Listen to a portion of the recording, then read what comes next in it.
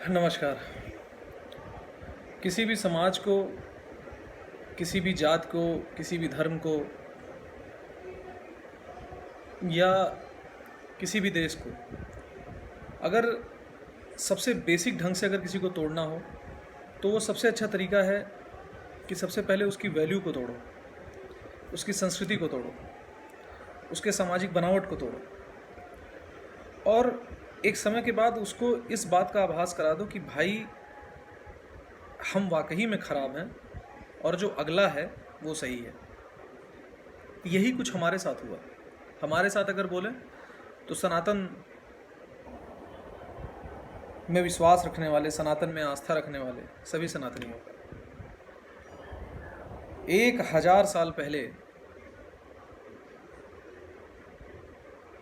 हमारे देश के अंदर जब से यवनों का, मलेच्छों का आक्रमण हुआ, वो मोहम्मद बिन कासिम से लेके मोहम्मद गोरी, महमूद गजनबी या फिर आप सल्तनत काल, मुग़ल काल, उसके बाद आए अंग्रेज़, उन्होंने हमारे संस्कृति को ही तोड़ा और हमें ये आभास करा दिया कि हम बौने हैं। और बौने इस कदर बना दिया कि हम अपनी प्राचीन परंपरा को भूल गए, हम अपने ताकत को भूल गए, हम अपनी शक्ति को भूल गए, हम अपने धर्म को भूल गए। फिर भी कुछ लोग जिंदा रहे अपनी आस्था को लेके, जिंदा रहे अपने विश्वास को लेके, जिंदा रहे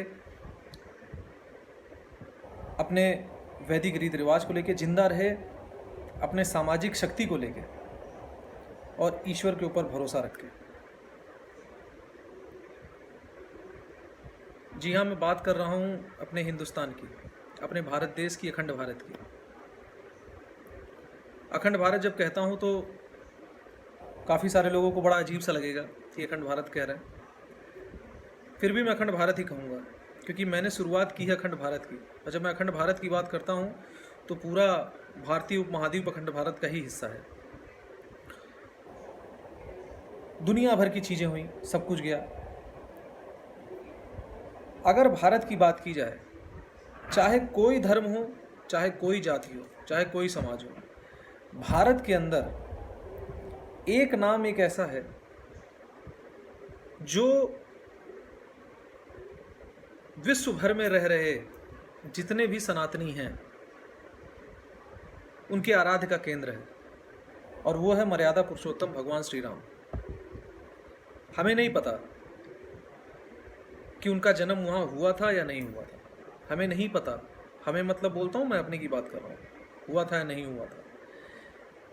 बहुत सारे पुस्तकों में, बहुत सारी रचनाओं में इस बात का वर्णन है कि हाँ, उनका जन्म वहाँ हुआ था।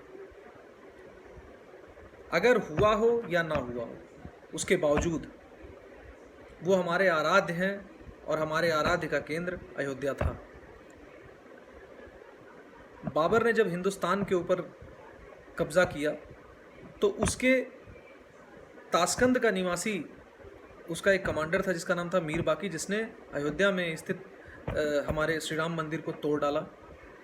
बहुत सारे लोगों ने उस समय भी शहादतें दी। कुछ निहंग थे, नागा साधुओं ने उस समय लड़ाई लड़ी, लेकिन वो मजबूत थे, उन्होंने तोड़ दिया उस समय और वहाँ पे मस्जिद बना दी। तुलसी शतक में महाकवि तुलसीदास जी ने एक रचना की है जिसका नाम है तुलसी शतक। उसमें बाकायदा इस चीज़ के बारे में लिखा हुआ है कि ऐसा हुआ था, तोड़ा गया था, मार काट मचाई गई थी। बहुत सारे लोग कहते हैं कि नहीं, ये सब एक फर्जी कहानी बना दी विश्व हिंदू परिषद ने, राष्ट्रीय स्वयंसेवक संघ ने ना। तुलसी शतक में महाकवि तुलसीदास जी की रचना है तुलसी शतक, स्पष्ट रूप से उसमें लिखा हुआ है। अब तब से लेके जब मीर बाकी ने मंदिर को तोड़ दिया था, तब से लेके आज तक 2020 तक 76 संघर्ष हुए।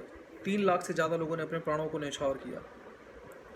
अलग अलग तरह से, अलग अलग ढंग से लोगों ने कोशिश करी, लेकिन अब जाके वो समय आया वो 12:44 वाला समय, जहाँ पे 32 सेकंड ही थे मात्र, शुभ मुहूर्त जो भूमि पूजन होने वाला। भारत के यशस्वी प्रधानमंत्री और हमारे मान्य श्री नरेंद्र मोदी जी ने इस काम को पूर्ण किया। लाखों लाख कार सेवक, करोड़ों भक्तों और जिन लोगों ने अपनी कुर्बानियाँ दी, जो जीवित हैं, जिन्होंने लड़ाइयाँ लड़ी, उनका तो जीवन सफल हो गया, और जो मृत्यु, जो लड़ते लड़ते मरे संघर्षों में, वो सूक्ष्म रूप से जरूर खुश रहे होंगे मंदिर के भूमि पूजन को देखकर। इसमें बड़ी सारी बातें निकल के आई कि मंदिर निर्माण होने जा रहा है। हिंदू मुसलमान का ये मुद्दा था बाबरी मस्जिद और श्री राम मंदिर को लेके। All India Muslim personal law board और बाबरी एक्शन कमेटी बाबरी मस्जिद के पक्ष में लड़ाई लड़ रही थी। विश्व हिंदू परिषद, राष्ट्रीय स्वयंसेवक संघ और भाजपा इसके लिए लड़ाई लड़ रही थी।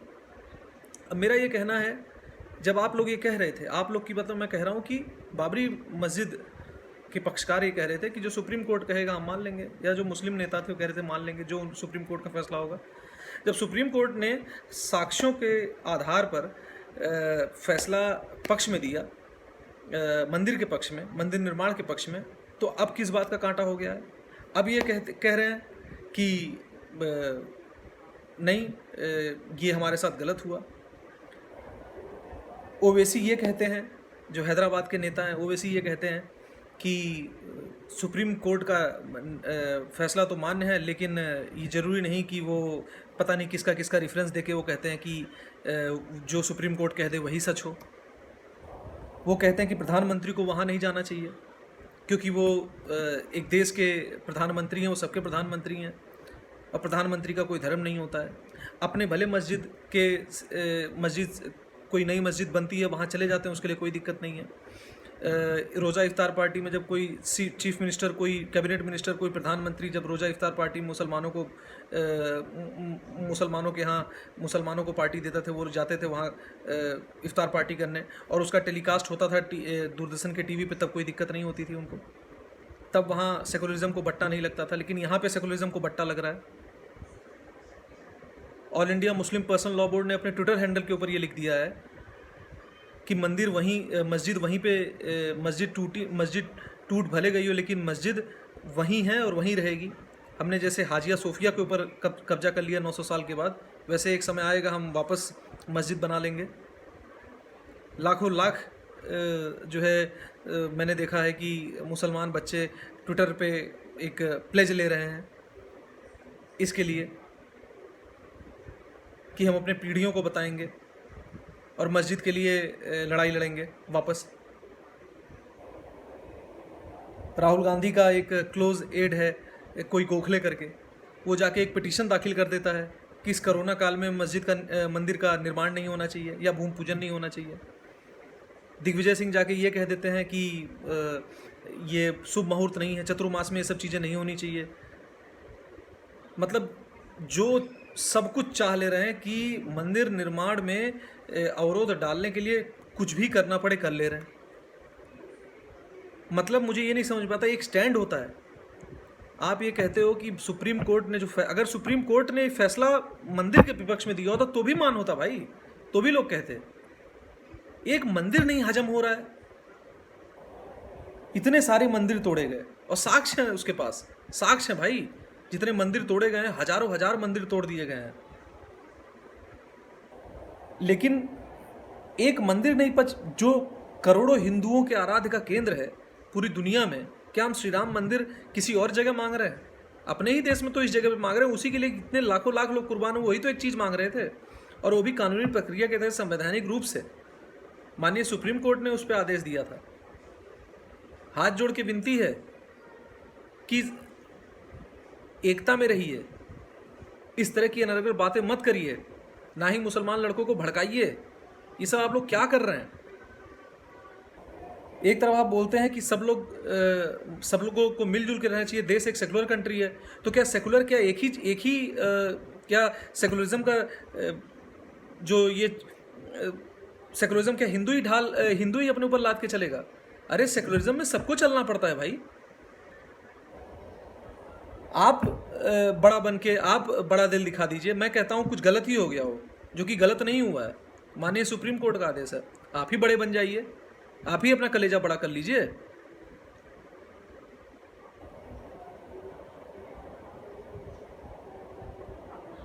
जय श्री राम।